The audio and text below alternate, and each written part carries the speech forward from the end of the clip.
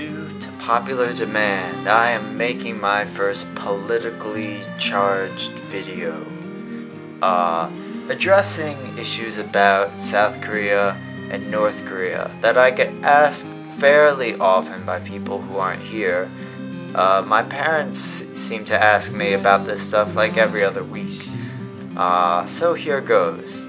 1. Aren't you afraid of the threat of North Korea attacking South Korea? Aren't South Koreans afraid? No.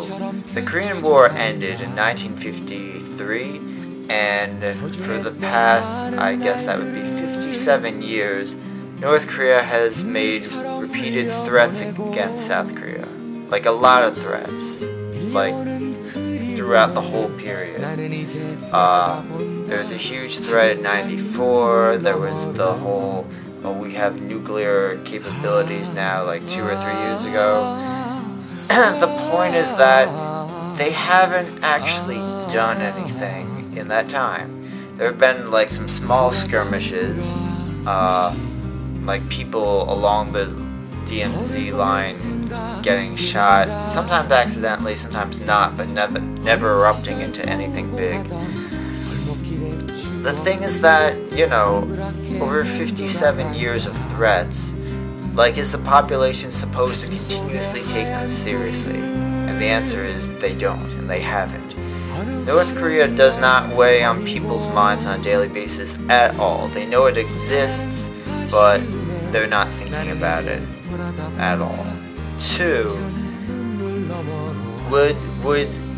Let's imagine a hypothetical situation. There's no longer a threat from North Korea. I'm not saying anything happens to it. Let's just say we're at a stage where, let's just say magically there is no North Korea anymore. Would that affect South Korea? I believe so. I have this theory that this small bit of stress in everyone's mind, knowing that maybe something could happen one day. Not that it has, not that they really expect it would, but maybe. And I believe if that little bit of stress were one day to dissolve, that maybe it wouldn't result in a huge change in society, but some conservative aspects could slowly change. I compare Korea to Japan. Japan is a post-apocalyptic society.